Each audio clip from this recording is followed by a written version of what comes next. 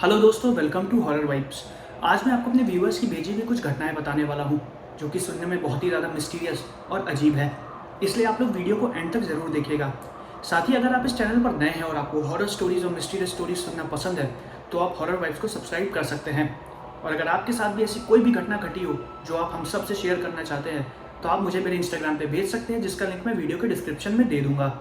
साथ ही अगर आपको वीडियो पसंद आए तो चैनल को सब्सक्राइब करना मत भूलिएगा। साथ ही मुझे कमेंट करके ये भी बताइएगा कि मैं अगली वीडियो किस टॉपिक पर बनाऊँ।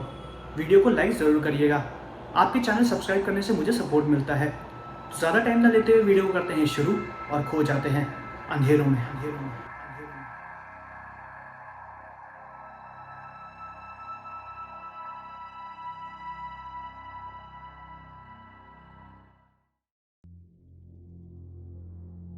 ये पहली घटना मुझको जमशेदपुर से राजन जी ने भेजी है। ये घटना उनके साथ घटी थी और अब आगे की घटना मैं आपको राजन जी के पॉइंट ऑफ व्यू से बताऊंगा। मेरा नाम राजन है और इस घटना के बाद मुझे भूत प्रेत पे बहुत ही अच्छी तरीके से विश्वास होने लगा। ये घटना मेरे साथ 2020 में घटी थी।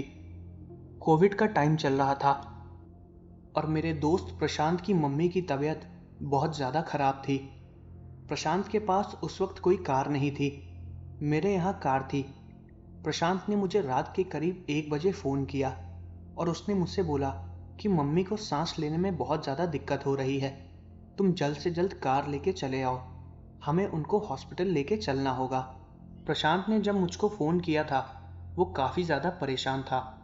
मैंने उससे कहा कि तुम चिंता मत करो, मैं 15 मिनट में तुम्हारे घर पहुंच रहा हूँ, तब तक तुम आंटी को बाहर लेकर आओ। मैंने उसको इतना बोला और तुरंत कार स्टार्ट करके प्रशांत के घर की तरफ निकल गया। मैं जैसे ही प्रशांत के घर पे पहुंचा, मैंने देखा कि उसके घर पे ताला लगा हुआ था। मैंने तुरंत प्रशांत को फ़ोन किया। मैंने उससे बोला कि मैं तुम्हारे घर पर खड़ा हूँ, तुम कहाँ हो। तभी उसने बताया कि उसके बगल में रहने वाले एक पड़ोसी ने कार निकाल ली थी और वो मम्मी को तुरंत ही कार से लेके हॉस्पिटल चला गया। मैंने प्रशांत से बोला कि मैं भी तुम्हारे पास हॉस्पिटल पे आ रहा हूँ। उसने मुझसे बोला कि यहाँ पर बहुत ही ज़्यादा भीड़ है और हम लोग काफ़ी अंदर आ चुके हैं, तुमको जल्दी से हॉस्पिटल के अंदर आने के लिए एंट्री नहीं मिलेगी, तुम अपने घर वापस चले जाओ, अगर कोई भी ज़रूरत होगी तो मैं तुमको फ़ोन करूँगा। मैंने उससे कहा ठीक है और फिर मैं दोबारा अपने घर की तरफ चला गया। प्रशांत का घर और मेरा घर ज़्यादा दूर नहीं है, लेकिन हम दोनों के घर के बीच में एक बड़ा सा ब्रिज पड़ता है। मैं उसी ब्रिज के ऊपर से ही जा रहा था। जब वो ब्रिज खत्म होने वाला था तो मुझे साइड में एक पुलिस वाला दिखा, जो कि मुझे गाड़ी को रोकने के लिए बोल रहा था। पहले मैंने सोचा कि मैं गाड़ी ना रोकूं, कि शायद उस पुलिस वाले को किसी तरह की कोई ज़रूरत हो, इसलिए मैंने गाड़ी को रोक दिया। तभी उसने मुझसे पूछा कि मैं कहाँ पर जा रहा हूँ। मैंने उसको सारी बातें बताई। उसने मेरे गाड़ी के पेपर्स और ड्राइविंग लाइसेंस को भी चेक किया। कुछ देर तक उसने मुझे वहीं पर खड़ा रखा और फिर मुझे जाने के लिए बोला। मैं वहां से बहुत ही तेजी में निकला। उस वक्त रात के करीब 2 बज रहे थे। मैं अपने घर पहुंचने ही वाला था, तभी मेरे दोस्त ने मुझे दोबारा फ़ोन किया। मैंने उसका फ़ोन उठाया और मैंने उससे आंटी की कंडीशन के बारे में पूछा। उसने बताया कि उनकी कंडीशन अब थोड़ा ठीक है, उसके पापा वहीं हॉस्पिटल में उसकी मम्मी के साथ ही रुके हुए हैं। उसने मुझसे बोला कि मैं उसको हॉस्पिटल से घर ले जाऊं। मैंने उससे कहा ठीक है और फिर मैंने दोबारा गाड़ी को हॉस्पिटल की तरफ घुमा लिया। हॉस्पिटल की तरफ जाने के लिए मुझे दोबारा उसी ब्रिज से गुजरना पड़ता जिधर से मैं आया था, और वो पुलिस वाला भी वहीं पर ही था। मुझे ऐसा लग रहा था कि मैं बार बार अगर उस रास्ते से निकलूंगा तो वो मुझ पे बिना वजह शक करेगा, इसलिए हॉस्पिटल की तरफ जाने के लिए मैंने एक दूसरा रूट ले लिया। वो रूट थोड़ा बड़ा था, लेकिन वहाँ पर कोई जाता नहीं था। लॉकडाउन की वजह से सारे रास्ते तो बंद थे, लेकिन उस रास्ते को बंद नहीं किया गया था क्योंकि वहाँ पर कोई जाता ही नहीं था। उस रास्ते की रोड तो काफ़ी अच्छी थी, लेकिन वो रास्ता दोनों तरफ से पेड़ों से घिरा हुआ था। दिन के वक्त वहाँ पर काफ़ी लोग गुजरते हैं, लेकिन रात के वक्त वहाँ से कोई भी नहीं जाता है। सब लोग कहते हैं कि रात के वक्त वहाँ पर चोर और डाकू लुटेरे बैठे रहते हैं, इसलिए वहाँ से लोग नहीं निकलते हैं। लेकिन मुझे काफ़ी ज़्यादा जल्दी थी, इसलिए मैं अपनी गाड़ी को उसी तरफ से लेके चला गया। मैं उसी ब्रिज के सामने से निकला और वो पुलिस वाला वहीं पर ही बैठा हुआ था। मुझे उस पुलिस वाले ने दोबारा जाते हुए भी देखा था। मैं उस रास्ते से कई बार निकला हूँ, लेकिन रात के वक्त शायद ही मैं पहली बार उस रास्ते से निकल रहा था। जब मैं उस रास्ते के अंदर गया तो वहां पर बहुत ही ज्यादा अंधेरा था। मुझे कुछ भी ढंग से दिखाई नहीं दे रहा था। मुझे बस सामने रोड और पेड़ दिखाई दे रहे थे जो कि काले रंग के थे। मुझे सिर्फ उतनी ही रोड दिखाई दे रही थी जितनी दूर तक मेरी गाड़ी की रोशनी जा रही थी। मेरी स्पीड भी उस वक्त काफी ज्यादा तेज थी। मैंने सोचा था कि चाहे जो कुछ भी हो जाए, मैं अपनी कार को नहीं रुकूंगा। कुछ दूर चलने के बाद मुझे रास्ते में एक आदमी चलता हुआ दिखाई दिया जिसके पास कुछ सामान था। वो काफी तेजी से भागते हुए जा रहा था। उस आदमी के साथ एक छोटी सी बच्ची भी थी जो कि उसके पीछे पीछे भाग रही थी। मैंने पहले सोचा कि शायद उसको किसी चीज की जरूरत हो या फिर उसका कोई पीछा कर रहा हो। मैंने सोचा कि मैं गाड़ी रोक दूं। मुझे बहुत ज्यादा डर लग रहा था, तो मैंने गाड़ी नहीं रोकी।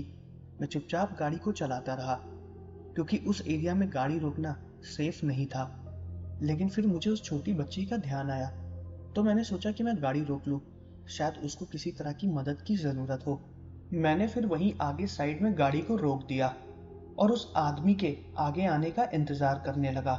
मुझे वहां पर गाड़ी रोके 3 मिनट से ज्यादा हो चुके थे, लेकिन वो आदमी आगे नहीं आया और ना ही वो छोटी बच्ची। मुझे लगा कि शायद वो किसी तरह की मुसीबत में फंस गए होंगे या फिर उनको किसी ने लिफ्ट दे दी होगी। लेकिन मेरे आगे से कोई भी गाड़ी निकल के नहीं गई है। मैं इतना भी आगे नहीं आया था कि वो लोग पैदल चल के मेरी गाड़ी के पास ना आ सके। मैंने सोचा कि मैं गाड़ी दोबारा वापस घुमाऊं और जाके उनसे पूछूं। मैं इतना करने ही वाला था तभी मेरे दोस्त का दोबारा फोन आ गया और वो मुझसे मेरे लोकेशन के बारे में पूछने लगा कि मैं कहाँ पर हूँ। मैंने उससे बोला कि मैं बस 5 मिनट में तुम्हारे पास पहुंच जाऊंगा और मैंने फोन काट दिया। मैंने फिर उन दोनों का इंतजार नहीं किया और गाड़ी को दोबारा आगे की तरफ चलाने लगा। वहां से जैसे ही मैं गाड़ी आगे निकाल के ले गया, करीब 200 मीटर बाद मुझे वो आदमी और वो छोटी बच्ची दोबारा रोड के उसी कोने पर चलते हुए दिखाई दिए। उनको देख के मैं बहुत हैरान हो गया था। मैं वहीं पर ही खड़ा था और मेरे आगे से भी ये लोग नहीं निकले थे।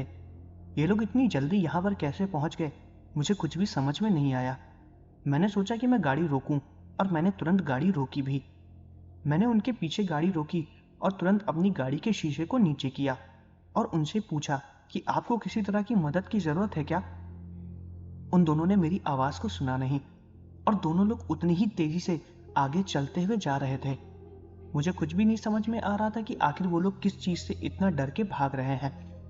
मुझे पहले लगा कि शायद वो लोग मेरी गाड़ी को देख के डर के भाग रहे हैं, लेकिन ऐसा कुछ भी नहीं था। मैं फिर दोबारा अपनी गाड़ी को थोड़ा सा और आगे लेकर गया और उनसे दोबारा पूछा कि आप दोनों को किसी चीज की मदद की जरूरत है क्या। उन्होंने फिर मुझे कोई भी जवाब नहीं दिया और उतनी ही तेजी से भागे चले जा रहे थे। मुझे ये भी नहीं समझ में आ रहा था कि लगातार आखिर ये लोग इतनी तेजी से भाग क्यों रहे हैं। वो लोग थक ही नहीं रहे थे। वो लोग लगातार आगे चल रहे थे और मैं उनके पीछे पीछे गाड़ी को धीरे धीरे चलाए जा रहा था। कुछ देर बाद मैंने उनके आगे जाके अपनी कार को खड़ी कर दिया और दोबारा गाड़ी का शीशा खोला और उनसे पूछने लगा कि आखिर उन दोनों को किस चीज की दिक्कत है। उन लोगों ने मुझे देखा और मैं उनके सामने ही खड़ा था। वो दोनों मुझे नजरअंदाज करके आगे चले गए। मुझे कुछ भी नहीं समझ में आ रहा था कि आखिर वो लोग ऐसा कर क्यों रहे हैं। उस छोटी बच्ची के चेहरे को देख के लग रहा था कि वो काफी ज्यादा डरी हुई है और वो आदमी भी काफी ज्यादा बूढ़ा था, लेकिन वो काफी तेजी से चलते हुए जा रहा था। मुझे कुछ भी समझ में नहीं आ रहा था। फिर मैंने सोचा कि मैं इन लोग पर अब ज्यादा समय ना बर्बाद करूं, क्योंकि मेरा दोस्त भी मेरा इंतजार कर रहा था। मैंने दोबारा अपनी गाड़ी को स्टार्ट किया और उन दोनों को पार करके आगे की तरफ निकल गया। सब कुछ नॉर्मल हो गया था। अजीब तो मुझे तब लगा जब मैंने 100 मीटर बाद उन दोनों को दोबारा उसी रोड पे उसी जगह भागते हुए देखा, और अब मैं बहुत ही ज्यादा डर गया था। मैंने अपनी गाड़ी को दोबारा रोकने की कोशिश भी नहीं की और उन दोनों के बराबर ही धीरे धीरे गाड़ी को लेके निकल रहा था। जब मैं उनके सामने से गाड़ी को लेके निकल रहा था तो मैंने उन दोनों को दोबारा देखा। वो लोग उतनी ही तेजी से दोबारा आगे की तरफ भाग रहे थे और मुझे उनको देख के बहुत ज्यादा डर लगने लगा था। मैं उनको पार करके आगे निकल गया और 100 मीटर बाद मैंने उन दोनों को दोबारा देखा। मैं बहुत ज्यादा डर गया था। मैंने अपनी गाड़ी को रोकने की फिर कोशिश ही नहीं की और लगातार गाड़ी को चलाता रहा। मैंने अपने दोस्त को भी फ़ोन लगाया, लेकिन उस वक्त उसने अपना फ़ोन उठाया नहीं। मुझे डर लग रहा था। मैंने अपनी गाड़ी चलाने की स्पीड को थोड़ा और तेज़ बढ़ा लिया, और जब मैं आगे निकला तो मैं बार बार अपनी गाड़ी के बैक मिरर में देख रहा था। वो लोग मुझे अब दोबारा दिखाई नहीं दे रहे थे। मैं चुपचाप गाड़ी को उस रास्ते से निकालने ही वाला था। वो रास्ता लगभग ख़त्म ही होने वाला था, और कुछ देर बाद मैं अपने आप घूम के हॉस्पिटल पहुंच जाता। जब वो रास्ता ख़त्म होने वाला था तो मुझे ऐसा महसूस हुआ कि मेरी गाड़ी के पिछले सीट पर कोई बैठा हुआ है। मैं दोबारा पीछे की तरफ घूमा, लेकिन वहां पर कोई भी नहीं था। मुझे ऐसा अजीब सा एहसास हो रहा था कि गाड़ी के पिछले सीट पर कोई बैठ के मेरे कानों में कुछ बोलने की कोशिश कर रहा है, या आपस में कोई दो लोग बात कर रहे हैं। मुझे ऐसा अजीब अजीब सा एहसास होने लगा था। वो मेरा कोई वहम नहीं था। सच में मुझे ऐसा लग रहा था कि गाड़ी की पिछली सीट पर कोई है। मैं बहुत ज़्यादा डर गया। मैं गाड़ी चलाते हुए हनुमान चालीसा पढ़ने लगा। मुझे सच में बहुत ज़्यादा डर लग रहा था, लेकिन पता नहीं क्यों मेरे साथ ऐसा हो रहा था कि मैं हनुमान चालीसा पढ़ते पढ़ते बार बार भूल जा रहा था। इस बात से मुझे और कन्फर्मेशन हो गया कि कोई काली रूह या कोई भी काली चीज़ या नेगेटिव एनर्जी मेरे साथ साथ आ चुकी है और मेरे कार में है। मैंने फिर गाड़ी को तेज़ नहीं भगाया, क्योंकि मैंने ये सोचा कि अगर मैं गाड़ी को तेज़ भगाऊंगा तो मुझसे एक्सीडेंट हो जाएगा। मैंने गाड़ी की स्पीड को हल्का धीमे किया और अपने दिमाग को शांत करते हुए दोबारा ऊपर वाले का नाम लेने लगा। कुछ देर बाद वो रास्ता भी खत्म हो गया और मैं दोबारा मेन हाईवे पर पहुंच गया, जहां से मुझे हॉस्पिटल जाने का रास्ता मिलने वाला था। जैसे ही मैं मेन हाईवे पर पहुंचा, वहां पर मुझे ढेर सारी एम्बुलेंस और कुछ लोग दिखाई देने लगे जो कि हॉस्पिटल की तरफ ही जा रहे थे। जब मैंने उस भीड़ को देखा तो मैं धीरे धीरे नॉर्मल होने लगा। मैंने अपने मास्क को पहना और दोबारा धीरे धीरे हॉस्पिटल के पास जाने लगा। मेरी गाड़ी में एसी चल रही थी, लेकिन उसके बावजूद भी मेरे माथे से पसीना टपक रहा था। मैं हॉस्पिटल के पास पहुंचा और मैंने अपने दोस्त को दोबारा कॉल लगाया। उसने मेरा फ़ोन फिर से नहीं उठाया और मैं 3-4 बार उसको लगातार फ़ोन लगाता रहा। उसने फिर मेरा फ़ोन उठाया और मैंने उससे बोला कि मैं हॉस्पिटल के बाहर आ गया हूँ, तुम जल्दी से बाहर आ जाओ। उसने मुझसे बोला कि वो बस बाहर आ ही रहा है और मैं वहीं पर खड़ा रहूं। पुलिस वाले भी मुझे गाड़ी हटाने के लिए बोल रहे थे, लेकिन मुझे बहुत ज़्यादा डर लग रहा था। मैं अपनी गाड़ी से नीचे उतर गया और मेरे हाथ पैर कांप रहे थे। फिर मेरा दोस्त आ गया और मेरे दोस्त ने मुझसे दोबारा चलने के लिए बोला। मेरे हाथ पैर इतनी बुरी तरीके से कांप रहे थे कि मैं अपनी गाड़ी को चला भी नहीं पा रहा था। फिर मैंने अपने दोस्त से गाड़ी को चलाने के लिए बोला। वो गाड़ी चला के अपने घर ले गया और मैंने उसको रास्ते में अपने साथ घटी इस घटना के बारे में भी बताया। मेरे दोस्त ने मेरे पर विश्वास किया, क्योंकि उसको पता है कि उस रास्ते में अजीब अजीब चीज़ें होती रहती हैं।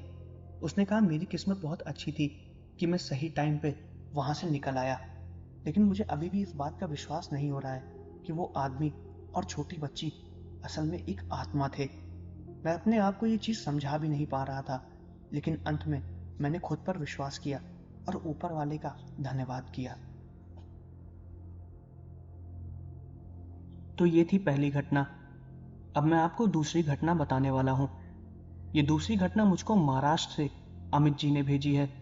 उनका कहना है कि ये घटना उनके चाचा के साथ घटी थी, और अब आगे की घटना मैं आपको अमित जी के पॉइंट ऑफ व्यू से बताऊंगा। वीडियो शुरू करने से पहले मैं बता दूं कि अगर आप और ऐसी हॉरर स्टोरी सुनना चाहते हैं जो आपने अभी तक नहीं सुनी है, तो आप ज्वाइन बटन पर क्लिक करके मेंबरशिप भी ले सकते हैं। उससे आपको कुछ ऐसी स्टोरीज के बारे में पता चलेगा जो आपको नॉर्मली चैनल पे अवेलेबल नहीं होंगी। और अब आगे की घटना। मेरा नाम अमित है।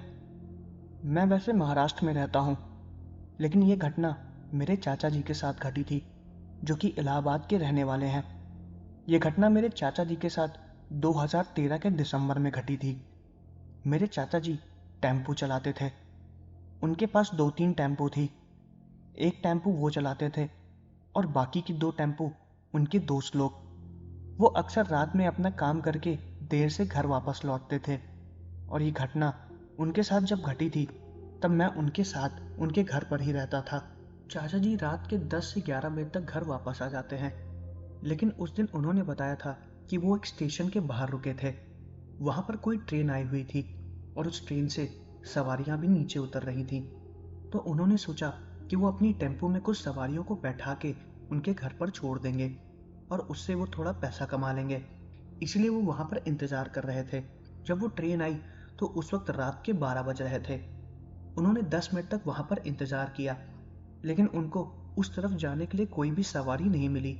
इसलिए वो ज्यादा देर तक वहां पर नहीं रुके और वहां से वापस जाने लगे। जैसे वो स्टेशन के बाहर निकले और आगे रोड पर जा रहे थे, उनको तभी एक औरत मिली जो उनसे आगे चलने के लिए बोल रही थी। चाचा जी ने तुरंत अपनी टेम्पो को रोक दिया और उस औरत को टेम्पो के अंदर बैठा लिया। उसके बाद चाचा जी ने उससे पूछा कि आपको कहाँ पर जाना है। उसने बताया कि बस मुझे यहाँ से थोड़ा और आगे छोड़ दीजिएगा और मैं वहां से फिर अपने घर के लिए चली जाऊंगी। उन्होंने कहा ठीक है, और फिर उन्होंने उस औरत को अपने टेम्पो में बैठा लिया। वो आगे टेम्पो चला रहे थे और वो औरत उसी के पीछे बैठी हुई थी। वो चुपचाप वहीं पर बैठी हुई थी और कुछ भी नहीं बोल रही थी। कुछ दूर चलने के बाद चाचा जी को एक सवारी और मिली और उस सवारी ने चाचा जी से बोला कि वो उसको थोड़ी आगे तक छोड़ दें। चाचा जी ने भी उसको अपने टेम्पो में बैठा लिया, लेकिन आगे की तरफ, क्योंकि पीछे एक लेडीज बैठी हुई थी तो उनको लगा कि शायद उसको थोड़ा अजीब ना लगे। इसलिए चाचा जी ने अपने आगे साइड में उसको बैठा लिया और वो चुपचाप टेम्पो चला रहे थे। थोड़ी आगे चलने के बाद चाचा जी ने दोबारा उस औरत से पूछा कि आपको कहाँ पर उतरना है। उस औरत ने बोला कि बस थोड़ा ही आगे और उसके बाद वो वहां से उतर जाएगी। जब चाचा जी ये चीज बोल रहे थे तो उनके बगल में बैठा हुआ आदमी भी उनको सुन रहा था और बार बार पीछे उस औरत की तरफ देख रहा था। चाचा जी फिर थोड़ी आगे पहुंचने पर उन्होंने टेम्पो रोक दी और उस आदमी ने बोला कि अब मुझे यहाँ पर उतार दीजिए। वो आदमी नीचे उतर गया और उसने चाचा जी को पैसे भी दिए। पैसा देने के बाद वो आदमी भागते हुए चला गया। चाचा जी को उस आदमी को छुट्टे वापस भी करने थे। उन्होंने उसको बहुत बुलाया, लेकिन वो आदमी खूब तेजी से भाग के निकल गया और रुका भी नहीं। उसने आखिर अपने बचे हुए पैसे वापस क्यों नहीं लिए, ये बात चाचा जी को समझ में नहीं आ रही थी। हालांकि उनको भी बहुत ज्यादा देर हो रही थी, इसलिए उन्होंने अपनी टेम्पो बढ़ा दी और वो आगे की तरफ निकल गए। करीब 500 मीटर चलने के बाद चाचा जी ने उस औरत से दोबारा पूछा कि आपको कहाँ पर उतरना है। उस औरत ने दोबारा बोला कि बस थोड़ा सा और आगे। ये करते करते करीब 15 मिनट हो चुके थे और वो औरत बस यही बोले जा रही थी कि थोड़ा सा और आगे चलो। चाचा जी को गुस्सा आ गया, क्योंकि उस वक्त काफी ज्यादा देर भी हो रही थी और उनके घर से भी लगातार फोन आ रहा था। उन्होंने उस औरत से बोला कि आपको जहां जाना है अब आप अकेले चले जाइए, मेरे पास अब और समय नहीं है। यहाँ तक का जितना किराया हुआ है आप मुझको दे दीजिए और यहाँ से आप अकेले किसी और साधन से चले जाइए। उनके इतना बोलते ही वो औरत चुपचाप बैठी रही और वहां से हिली तक नहीं। चाचा जी ने बार बार उससे पूछा, लेकिन वो बिल्कुल भी नहीं हिली और चुपचाप वहीं पर ही बैठी हुई थी। वो उनके सवाल का जवाब क्यों नहीं दे रही थी, चाचा जी को समझ में नहीं आ रहा था। उस वक्त काफी ज्यादा अंधेरा था और रोड पर भी कोई नहीं था। इस वक्त उनको उस औरत से बहस करना भी ठीक नहीं लग रहा था। इसलिए उन्होंने बोला कि मैं आपको थोड़ा और आगे छोड़ देता हूँ, उसके बाद आप वहां से उतर जाइएगा। चाचा जी ने अपनी टेम्पो को दोबारा उस तरफ घुमा लिया जिस तरफ थोड़ी बहुत भीड़ थी। वहां पर जाते वक्त एक बस स्टॉप आया जहां पर काफी लोग खड़े थे। चाचा जी ने अपनी टेम्पो को उसी बस स्टॉप के पास जाकर रोक दिया और उस औरत से उतरने के लिए बोला। वो औरत दोबारा पीछे ही बैठी हुई थी और कुछ भी नहीं बोल रही थी। इस बार उनको बहुत ही ज्यादा अजीब लगा। भीड़ भी थी, इसलिए चाचा जी तुरंत टेम्पो से नीचे उतर गए और घूम के टेम्पो के अंदर जाके उस औरत को बाहर निकलने के लिए बोलने लगे। वो जैसे ही घूम के टेम्पो के दूसरी तरफ गए और उन्होंने देखा तो वहां पर कोई बैठा ही नहीं था। उनकी टेम्पो की दोनों सीटें खाली थी। उन्होंने दोबारा ढूंढने की कोशिश की, लेकिन वो औरत कहीं भी नहीं मिली।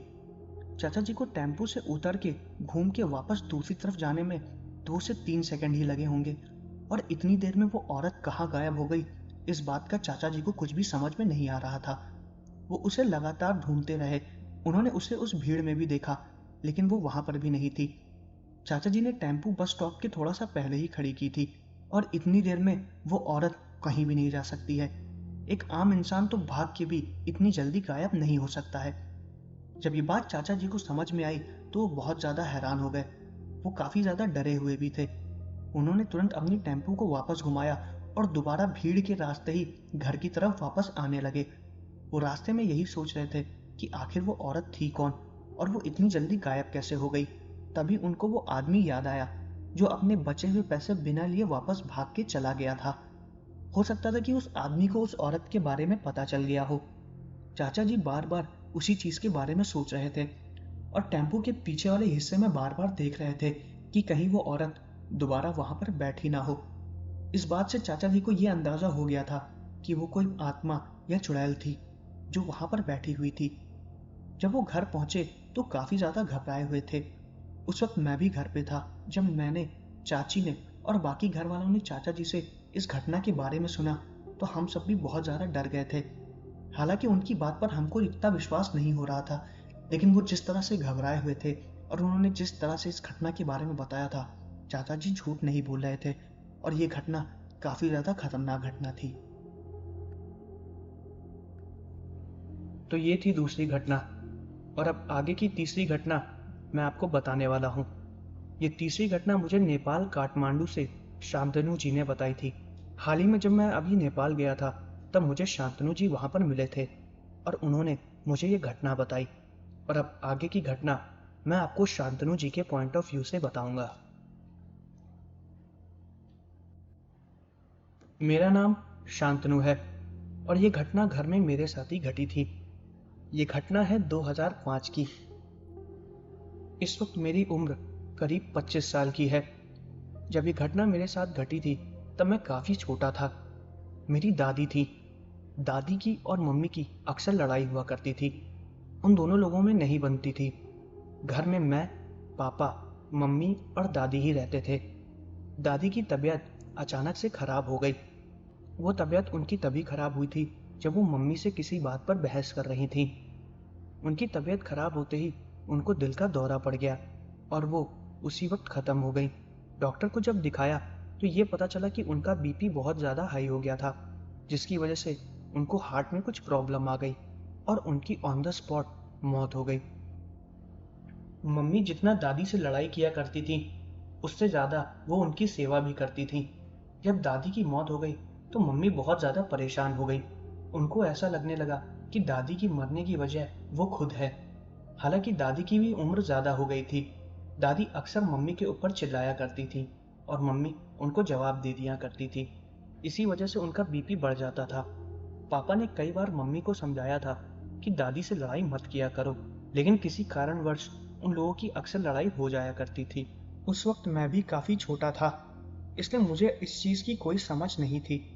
मैं अक्सर मम्मी से दादी के बारे में पूछा करता था कि वो कहाँ पर हैं और वो वापस कब आएंगी। मम्मी मुझे इस बात का कोई भी जवाब नहीं देती थी और वो अक्सर दादी के बारे में सोचती रहती थी। दादी की मौत हुए 1 महीने से ज़्यादा हो चुका था। पापा अपने काम से ऑफिस चले जाया करते थे और मैं और मम्मी घर पे अकेले रहती थी। दादी के जाने के बाद से मैं उनके कमरे में एक बार भी नहीं गया था। मैं उनके कमरे के सामने ही खेल रहा था और मम्मी किचन में शायद खाना बना रही थी। मुझे उनके कमरे में तभी किसी चीज़ के गिरने की आवाज़ आई। उस वक्त रात के 9 बज रहे थे। पापा भी ऑफिस से आने ही वाले थे। जैसे ही उनके कमरे से कुछ गिरने की आवाज़ आई, मुझे लगा कि शायद दादी वापस आ गई है। मैं उनके कमरे में चला गया। जैसे ही मैं उनके कमरे में गया, मैंने देखा कि उनके बिस्तर पर एक काली परछाई बैठी हुई है। मुझे लगा कि वो दादी हैं और मैं तुरंत उनको बुलाने लगा कि दादी, आप हो क्या? उन्होंने मेरी बात का कोई भी जवाब नहीं दिया। मैं तुरंत मम्मी को बुलाने लगा। मैंने मम्मी से कहा कि मम्मी, दादी वापस आ गई हैं। मम्मी किचन में थी तो शायद उन तक मेरी आवाज़ पहुंच नहीं पा रही थी। मैं भागते हुए मम्मी के पास किचन में गया और मैंने उनसे बोला कि दादी वापस आ गई हैं। वो अपने कमरे में चुपचाप बैठी हुई हैं और मेरे बुलाने पर किसी भी सवाल का जवाब नहीं दे रही हैं। जब मैंने मम्मी को ये बात बताई तो वो मेरी तरफ बहुत अजीब तरीके से घूरने लगी। उन्होंने कहा कि ऐसा कुछ भी नहीं है, दादी अब वापस नहीं आने वाली है। मैंने उनसे कहा कि दादी के कमरे में कोई बैठा हुआ है। जब मैंने मम्मी को ये बताया तो वो बहुत ज़्यादा हैरान हो गई। मैं और मम्मी बात कर ही रहे थे, तभी दादी के कमरे से दोबारा किसी चीज़ के गिरने की आवाज़ आई और ये आवाज़ मैंने, मम्मी दोनों ने सुनी। उस आवाज़ के आते ही मम्मी भागते हुए दादी के कमरे में गईं। उन्होंने उनके कमरे की लाइट जलाई तो देखा वहां पर कुछ भी नहीं था। उनकी अलमारी से कोई पुराना कपड़े का डब्बा नीचे गिरा हुआ था और नीचे गिर के खुला हुआ था। उस कपड़े के डिब्बे में कुछ भी नहीं था। अचानक से वो डब्बा नीचे कैसे गिर गया, इस बात का मम्मी को कुछ भी पता नहीं चल रहा था, क्योंकि वो बहुत कोने में ही रखा हुआ था। मैं कमरे के बाहर था और उसके बाद मैं खेलने के लिए चला गया। मम्मी कुछ देर तक कमरे में ही बैठी रही और उसमें से बाहर भी नहीं निकली। करीब 15 से 20 मिनट बाद मैं मम्मी को दोबारा बुलाने लगा कि मम्मी, मुझे खाना दे दो, मुझे भूख लग रही है। मम्मी चुपचाप दादी के कमरे में ही बैठी हुई थी और वहां से बाहर भी नहीं निकल रही थी। मैं उनको चिल्ला चिल्ला के आवाज दे रहा था, लेकिन ऐसा लग रहा था कि वो मेरी आवाज को सुन ही नहीं पा रही है। उसके बाद मैं दादी के कमरे में गया और मम्मी वहीं उनके बेड पर बैठी हुई थी। मुझे आज भी वो दृश्य बहुत अच्छे से याद है। मैंने मम्मी से बोला कि मम्मी, मुझे भूख लग रही है। उन्होंने मेरे सवाल का कोई भी जवाब नहीं दिया। अंधेरे में वो बैठ के आखिर क्या कर रही थी, मुझे कुछ भी समझ में नहीं आ रहा था। मैंने फिर लाइट ऑन करने की कोशिश की, लेकिन लाइट बोर्ड का स्विच मुझसे बहुत ही ज़्यादा ऊपर था। मैंने बगल में रखी हुई कुर्सी को स्विच के नीचे किया और उस पर चढ़ के दोबारा लाइट को खोला। मैंने जैसे ही स्विच को ऑन किया, पूरे कमरे में रोशनी हो गई और मैंने देखा कि मम्मी मेरे पीछे ही आकर खड़ी हैं। उनको देखते ही मैं बहुत ज़्यादा डर गया था। उनके बाल एकदम खुले थे और आंखें एकदम फटी। वो मुझे ऐसे देख रही थी कि जैसे वो मुझे मार ही डालेंगी। मैं वहीं पर खड़े होके उनको कुछ देर तक देखने लगा। मम्मी मुझे देख रही थी। उनकी आंखें इतनी ज़्यादा डरावनी लग रही थी कि उनको देख के मैं अपने आप रोने लगा। मैं रो ही रहा था, तभी वो मेरे ऊपर चिल्लाने लगी और वो अचानक से चिल्लाई, लाइट बंद कर दो। इस शब्द को उन्होंने इतनी तेज चिल्ला के बोला कि मैं बहुत ज्यादा डर गया था और मैं भी चिल्लाने लगा। मैं बहुत बुरी तरीके से कांप रहा था और वहीं तुरंत कुर्सी से नीचे उतर के मैं घर के बाहर की तरफ भागने लगा और मम्मी मुझे चिल्ला के बुलाने लगी कि वापस मेरे पास आओ, वरना मैं तुम्हें मार दूंगी। ये शब्द उन्होंने साफ साफ बोला और मैंने ये चीज सुनी भी। मैं भागते हुए घर के बाहर चला गया और घर के बाहर जाके रोने लगा। मैं कुछ देर तक घर के बाहर ही रुका हुआ था। तभी करीब आधे घंटे बाद पापा आ गए और उन्होंने मुझे घर के बाहर देखा। उन्होंने देखा कि मैं रो रहा था। उन्होंने मुझसे पूछा कि क्या हुआ और मैंने उनको सारी चीजें बताई। जब पापा मुझको लेके दोबारा घर के अंदर गए तो मम्मी ने अपने आप को बहुत बुरी तरीके से जख्मी कर रखा था। वो पापा को देखते ही अपने मुंह पे थप्पड़ मारने लगी और बार बार अपने सर को दीवार से लड़ा रही थी। वो ऐसी हरकतें क्यों कर रही थी पापा को भी नहीं समझ में आ रहा था। पापा ने तुरंत मामा जी को फोन किया। मामा जी तुरंत भागते हुए घर आए और उन्होंने मम्मी की कंडीशन के बारे में मामा जी को बताया। जब तक मामा जी आ रहे थे तब तक पापा ने मम्मी को दादी के कमरे में ही बंद कर दिया था, लेकिन वो दादी के कमरे में लगातार खुद को चोट पहुंचा रही थी। उनके हाथ से खून भी निकलने लगा था।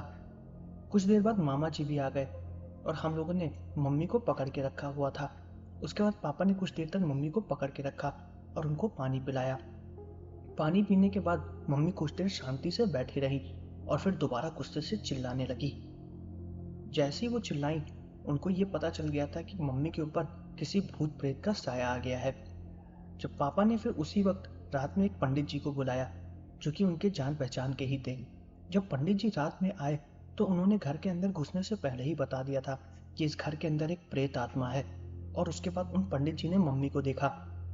उन्होंने जब मम्मी से बात की और सारी चीजें और सारी विधियां की तो ये पता चला कि उनके ऊपर जिसकी आत्मा हावी हुई है वो कोई और नहीं, हमारी दादी ही है।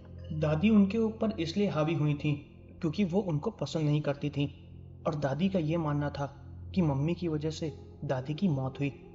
पंडित जी ने सारी विधियां की और दादी को अपनी विधि की तरीके से समझाया। कुछ देर बाद मम्मी नॉर्मल हो गई और फिर पंडित जी ने पापा को इसका इलाज बताया। उन्होंने कहा कि हमें घर में एक पूजा करानी पड़ेगी जिसमें मम्मी को दादी से माफी मांगनी पड़ेगी और ये सारी विधियां कराने के बाद उनकी आत्मा को शांति मिल जाएगी। जब पंडित जी ने ये बातें पापा को बताई तो पापा ने वैसा ही किया। 2 दिन बाद हमारे यहाँ पूजा हुई और उस दिन के बाद से मम्मी को ऐसी कोई भी दिक्कत नहीं हुई। शायद दादी की आत्मा को शांति मिल चुकी थी, लेकिन मम्मी के अंदर दादी का खौफ इतना बस चुका था कि वो उनके कमरे में कई सालों तक नहीं गई। और वो दृश्य जो उस दिन मेरे साथ घटा था मैं आज तक नहीं भूल पाया हूँ। और मैं ऊपर वाले से यही विनती करूंगा कि ऐसी कोई भी अजीब सी घटना कभी किसी के भी साथ ना घटे। तो ये थी मेरे व्यूअर्स की भेजी हुई कुछ घटनाएं। अगर आपको वीडियो पसंद आई है तो चैनल को सब्सक्राइब और वीडियो को लाइक करना मत भूलिएगा। आपके चैनल सब्सक्राइब करने से मुझे सपोर्ट मिलता है। साथ ही मुझे कमेंट करके ये भी बताइए कि मैं अगली वीडियो किस टॉपिक पर बनाऊं। और अगर आपको और भी सच्ची घटनाएं सुननी है तो आप मेरे चैनल की मेंबरशिप भी ले सकते हैं, जिसमें मैं आपको ऐसी घटनाएं बताऊंगा जो आपको ईजिली मेरे चैनल पर अवेलेबल नहीं होंगी। तो मिलते हैं अगले वीडियो में।